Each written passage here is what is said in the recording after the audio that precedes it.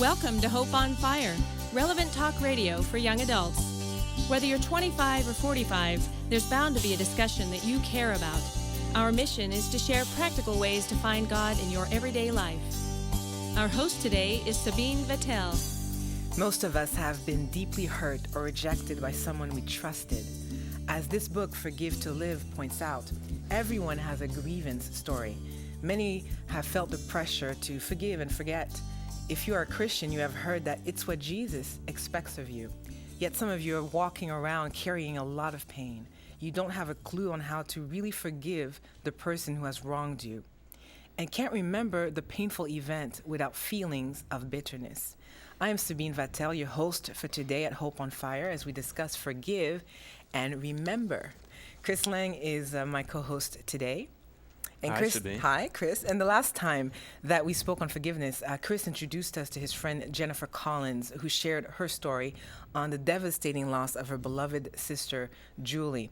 Now, Jennifer's story is a testament of the power of forgiveness as she chose to let go of the anger toward the man who had murdered her sister. You may actually view the interview with Chris Lang at hopeonfire.org. Stories like Jennifer shows us that it is possible by God's grace to forgive the unforgivable. We are told to forgive, but rarely are we instructed on how to achieve that. The author of the book I just showed you, Dick Tibbits, is here in the studio to help us fill the gap by teaching us some practical steps towards forgiveness. And he is also here to explain how practicing forgiveness can literally save your life. And I really welcome you being here, Dr. Tibbits. Thank you. You know, listeners, he's a very, I know you don't want me to say that because he's a humble man, but he's a sought-after speaker on the topic of spirituality and health at organizations such as Harvard Medical School and the Mayo Clinic, just to name a few. And now he's here at Hope on Fire. Currently, he serves as the Chief People Officer at Florida Hospital. Again, very glad to have you here. Thank you. Good to be here. Yeah. It really is. You know, as I told a little bit about the story of Jen, Chris's guest the last time, and I had such a visceral response from this story. This is somebody who had a sister she loved and who happened to share the same name as my sister. And this thing of forgiveness, and some people listening to us today may feel forgiveness is not strong enough. You know, when somebody has wronged you, you want them to pay. Often that's the initial response. And how does it benefit us not to seek revenge? Well, you know, when someone has harmed us, the first thing we want to do is to even the score, to balance the scales, to make life fair. Yeah. And so there has to be, in the first reaction, some pain that they suffer in order to equal the score of the pain I suffered. Mm-hmm. The problem with that is it doesn't work in practicality, because no matter what I do to someone else, it doesn't change what's happened to me. And so forgiveness is refocusing from the other person to what I need to do for my own healing and my own recovery from what just happened. All right, so it's not so much about the other person, it really becomes your own responsibility. Yeah, in other words, forgiveness is not so much about letting the other person off the hook. That's why we don't want to forgive, because it doesn't seem fair. But really, forgiveness is about how I let myself off the hook, how I can be able to be free to go on with my life rather than trapped in the pain and anger from what someone else has done to me. All right. Now, this is not another way of saying forgive and forget. And we've often heard that. Forgive and forget, let it go. That's not what you're talking about. Absolutely. In fact, that whole notion of forgive and forget, absolutely false. Okay. If that were true, then I would probably be the best forgiver there was every time I took a test in school, because I couldn't remember a single answer. Right. Forgiveness is not forgetting. And think about that for a moment.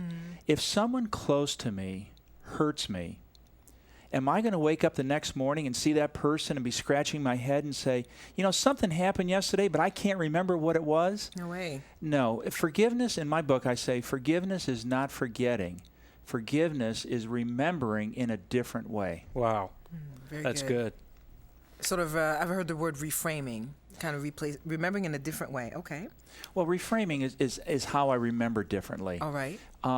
Everybody has a frame of reference, your point of view, how you see the picture. And a frame is just simply what centers that picture in your point of view. And if your frame is small, then you're focusing on a single event. oftentimes what happens is someone's my best friend, they do something that hurts, and all of a sudden I can't forgive. Because the only thing I can focus on is the thing they did that hurt me, Right. which is a very small picture of their reality. I tell people that, that person I don't like that I'm telling everybody about, here's what I've discovered. There's somebody else's best friend. And so yes. all that's saying is that they have a different frame of reference toward them than what I have. And so forgiveness is God's way of helping us to reframe life. Okay, that's beautiful. So you're saying, let's talk about what doesn't work then, a little bit more about what doesn't work, because anger, revenge is not going to give us the satisfaction that it seems to promise. So anger doesn't work, and how do we use anger destructively? What are the strategies that we use? Well, the reason anger is so destructive, first of all, the emotion of anger is an emotion, and all emotions are simply communication to us. They're neutral. Anger is no more right or wrong than is love or fear or joy or any of the other feelings. It's what we do with that anger. And so often when we're angry, it's because we've been hurt. And so our anger seeks to attack. It seeks to hurt the other. And the most common way we do that is we try to shift the blame. I mean, it's really anger is about who am I going to blame? How do I make it their fault? And somehow we believe that if we know who to blame, that the problem will get better. It's called in the literature the blame game. It's your fault. But so what? So it's your fault. Does that change anything? Absolutely not. And so the destructiveness of anger is that I believe that it's designed to force you to change. I somehow believe, here's the real underlying problem, that if you change, my life will get better. And the reverse of that, one of the chapters in my book is my life is your fault. So it's all your problem. You need to fix it. But the reality is the other person doesn't care. And they're not investing in making my life better. They're going on with their life. And so here I sit, stuck with my own anger, my own hurt, not realizing that forgiveness is my only way out. So what are some of the healthy ways that you talk about expressing anger in some proactive, healthy ways? Several things that are important to remember in anger, because anger can be so destructive, and it can ruin a relationship, and it can ruin yourself. In fact, one of the things we discovered is that if that anger doesn't get dealt with appropriately, it can affect your physical health and cause real disease. So it's important to deal with that. And I think that the two things that I'd like our audience to realize is, number one, that hurt is always the other side of the coin. I mean, anger is always the other side of the coin of hurt. So if I'm angry, it means I've been hurt. And I need to deal with the underlying cause of the hurt in order to help the anger. And one of the ways that we can deal with hurt effectively, which is just the opposite of how I do with anger. When I'm angry, I'm using you statements. You no good. You did this to me. It's all your fault. You. I've heard that once or twice. Why are you looking at me? I just seen if I had some empathy over here. Right. Sorry, Dick, we had a moment. Go on. Okay. So anger goes outward and projects it all on you. The healthy way of expressing anger is to express the impact on me. So using I statements. So I was disappointed. I felt rejected. I felt like I wasn't cared for. And what I'm trying to convey is I'm trying to help you to understand the impact on me. Yeah. Then it becomes your choice. Do you want this relationship to be better? Can we talk about that impact? And then we can move on together. But when I blame, two things are happening. Number one, it's all your fault. And number two, it's kind of absolving me from doing anything. And so I put it all on you, and then I feel better, but now you're feeling life isn't fair. So you're saying there's most situations there's shared responsibility that you as the forgiver need to come to terms with, that maybe I contributed to some of the problem?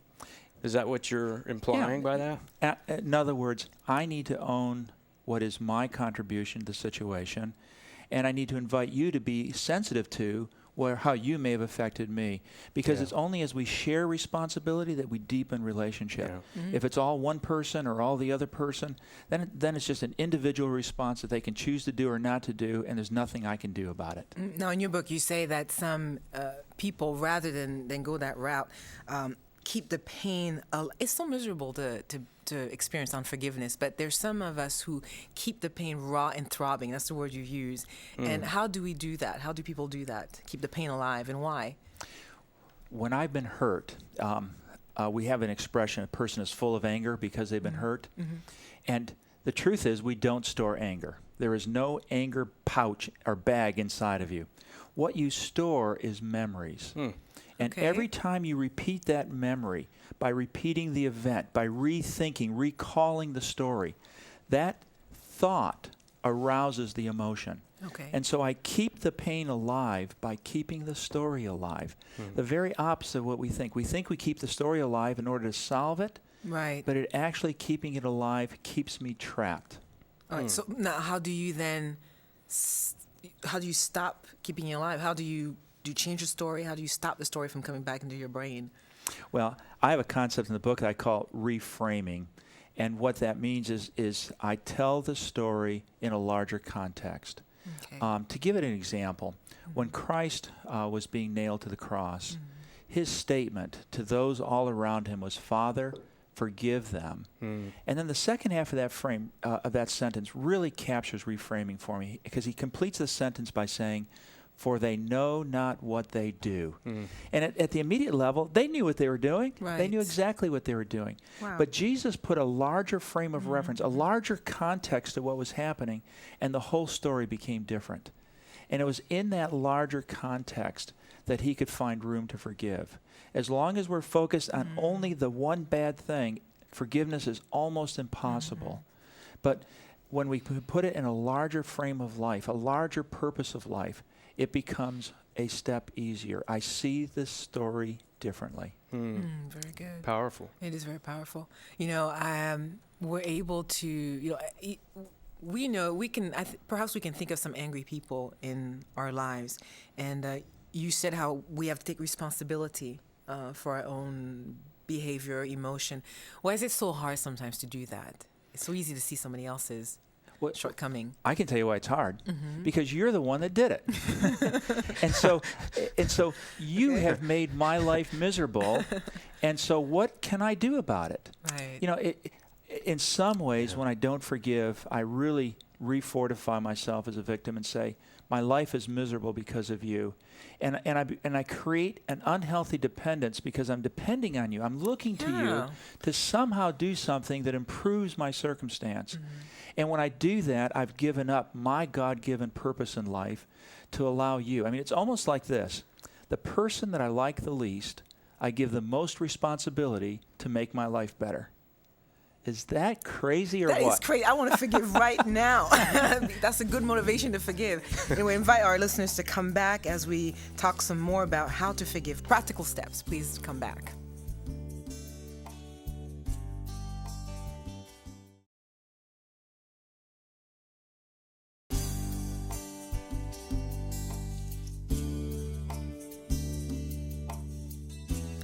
Welcome back, listeners, to Hope on Fire. I'm here in the studio with Dr. Dick Tibbits and my co-host, Chris Lang, and we're talking about forgiveness, and we're talking about forgive and remember, kind of a twist there on the issue of forgiveness. Yes. And we left off with a powerful statement from you, Dick, in regards to how our lives are turned over to a person. Could you say it again?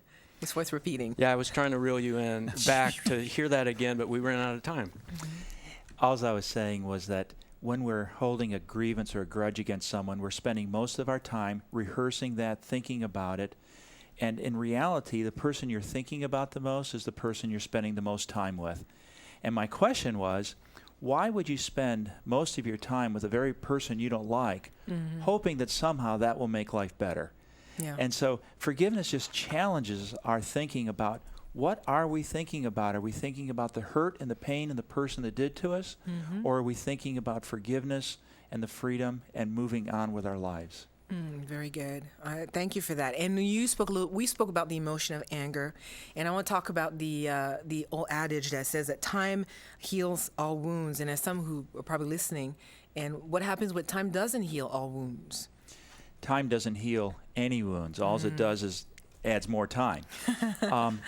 Actually, what heals wounds is the ability to see what happened in a different light. You You see, if you always remember something the way you've always remembered it, you're always going to feel the way you've always felt. Nothing changes. You have to see things in a different light. And that forgiveness allows us to see that there is more than just my world or the other person's world. There is a larger world. In fact, forgiveness invites us to think in terms of spiritual terms. And so now all of a sudden I've got heaven and earth. And now all of a sudden I've got to think about a larger point of view so that I can then bring in other aspects, other support, other people back into my life. So forgiveness opens up your life for more good things to come in. It sets you free. The most powerful image I saw of forgiveness was two POWs from the Vietnam era standing in front of the Vietnam Wall. And one said to the other, "Have you forgiven your captors yet?" And the other one looked back and said, "Never. I'll never forgive them for what they did." And the other person went back and said, "Then they still have you in prison, don't they?" See, forgiveness is about getting out of jail. Now, that brings up another point when you talk about this idea of war. What complicates forgiveness? That's the issue for those who are listening to us who went through the horror of abuse by a parent or an authority figure or something really faceless, I guess, and a faceless act in some cases in which you can't actually point to someone. Things that complicate forgiveness. How would you advise in such cases in which you can't necessarily have the person in front of you to confront? Well, let me say two things, because I heard one about abuse and the other about just the catastrophe. Enemy. Catastrophe. Yes. But let's talk about the abuse one. I think it may affect a lot of people. First of all, let's be real clear. Forgiveness is hard work. I get scared when I hear, it's just easy. Just forgive. It's all over. And that's what makes forgive and forget kind of a cheap cliche, doesn't it? Forgive and forget is almost like... If it were that easy, we'd all be forgiving. Because if forgiveness just simply made it go away and everything's better, why wouldn't you forgive? Forgiveness is hard work. And implied within that is that forgiveness is more than an act. It's not something, okay, I forgive you and it's over. Forgiveness is a process. So when I forgive, I haven't forgotten, which means the pain can come back. And so I need to forgive it again. I need to say, what am I holding on to that's allowing this to stick to me? How can I let it go differently? And so each time I forgive, I encourage people, I said, every time you forgive, it doesn't erase it. All I'm looking to do is to decrease its intensity, how much it hurts, and decrease its frequency, how often I remember. Okay. And if I can start to do that process over and over again, and I think one of the clues, you talked about abuse, I have a parent there. One of the clues is, when I've been abused, it is a act of terror on an individual. It is all about power. And whether that abuse is physical, sexual, emotional, it's about establishing power. And so what happens to the abused person, they've got these memories of this strong, dominating person who's still 10, 20, 30 years later controlling their life. Right. And so you've got to begin to see that powerful person over your life as someone who themselves is weak and struggling. Yeah. Who would do that to someone else? Right. They have to have some significant flaws in their character. And if you can start to see their weakness, guess what? They're not as strong. Okay. And that makes you stronger, and the story is changing. All right. So you've said that the process of forgiving is really the process of lesser intensity over time. I just had an impression that this idea of forgiveness, how can you do that if you don't believe in God and Christ, who showed us the ultimate example? How do you teach someone who doesn't have a basis in biblical principle? Well, I think there are levels of forgiveness. On the one level, the simplest level, is some very practical behaviors, cognitive thinking, that can change the story enough that I'm no longer overwhelmed and victimized by my own story. You see, the other person, after this event has happened, the other person has gone on, I keep myself in that place by keeping that memory and story alive. So I need to change my world. But at some point, you have to ask, for what? And I think here's where the spiritual dimension comes in. The Christian has a reason, a purpose? Absolutely, that there is a higher purpose. And also, at the end of the day, forgiveness was designed by and is completed by and perfected by Christ's gift on Calvary for us. That's Powerful. right. And somehow when I'm feeling like I don't want to forgive or I'm not feeling strong enough to forgive, I can go to that story for motivation, inspiration, direction. And so indeed, I think the Christian faith makes forgiveness a much more powerful tool. I appreciate what you're saying, this idea of taking responsibility and not doing it alone. This is a supernatural occurrence that happens, don't you think? It's not just a cognitive exercise, but it has to be something supernatural that God does in a human being. It is both. The beauty of the Christian life is I have a responsibility and God has a partnership that allows me to do it. My responsibility is to recognize that I have choices in life. And if someone harms me, I have a choice of what I'm going to do with that. I didn't ask them to do that. I didn't invite that. So that was their choice. Bad choice, at least as it affected me. But now what is my response? And most people simply work at a stimulus response level. You do something to me, I react. Right. And the Christian life is to not react, but to reflect. And I think that's where I bring in meditation, prayer. I think about my values, and then I can choose how I want to act as opposed to reacting to what someone else has chosen to do to me. That is powerful. And I think that is the moment of one's spiritual life, is when someone's done something to me, my ability to reflect rather than react. Wow. Something else you say, and we again are more convincing that forgiveness is a necessary thing. Something I thought was interesting in the book, you mentioned this idea that we rush to forgiveness because we know it's a good thing to do. And don't parents do that to their kids? They say, take their hands and shake each other's hand and forgive each other. But if you just expand on why it is that sometimes forgiveness that is quick is not a good thing or a healthy thing. Absolutely. I just equate very simply that quick forgiveness is nothing more than denial. I want it to go away, and so I say, I forgive it, and that's no different than denial, because forgiveness is not about forgetting. Forgiveness is not pretending it didn't happen. Sure. Forgiveness is about the hard work of saying, how am I going to take this bad thing that happened to my life, and the result of that is my life becomes stronger and better. Because if I don't do that hard work, then my life only becomes worse. And so forgiveness has to be a very intentional process, a very clear pathway that is often hard work, but it's the best work I can do.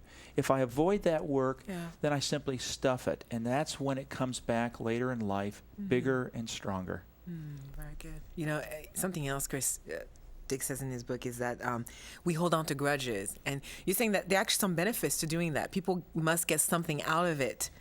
You know, if holding grudges must feel good. There's a number of things I can get out of holding grudges. First of all, I can get sympathy. I can go around and tell people, and that's an emotional investment in me. Right. People That's are good. people are feeling with me, and that feels like I'm not alone. And so it's a natural thing to do. And so I share that. And usually you share it with passion, don't you? Oh, you bet, because it's powerful in my life. And so one of the benefits is I get emotional connection with others. I get that sympathy. The problem is that's short-lived.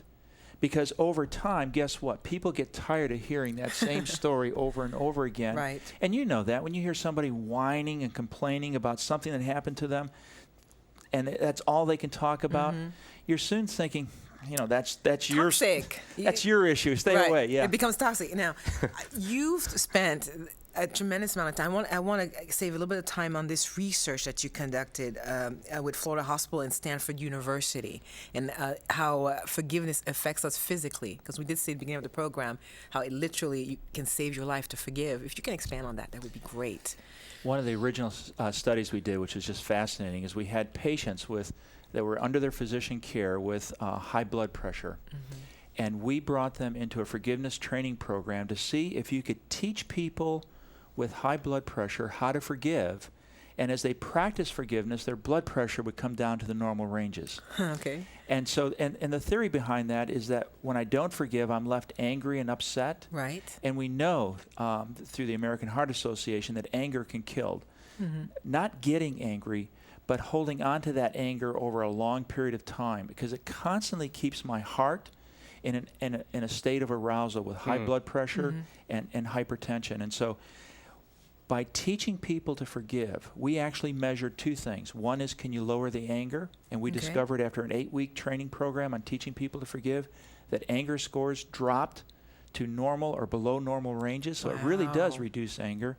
And the second thing is that dropped, heart rates, blood pressure dropped. And we were actually able to show a positive relationship between learning how to forgive and managing high blood pressure. So in effect, forgiveness can save your life, both physically as well as spiritually. Yeah, so hence your title, Forgive to Live. Anyway, the rest of it is in the book, and we'll encourage people to get the book, Forgive to Live, actually. I'm holding it up. I feel like an infomercial, but it's a great book, actually. It's autographed. But anyway, I want to thank you so much for being part of our program, Dr. Dick Tibbits, and of course, Chris Lang. Always wonderful working with you. And for you, I hope you'll join us for a heart transformation and choose forgiveness today. Thank you for joining us at Hope on Fire.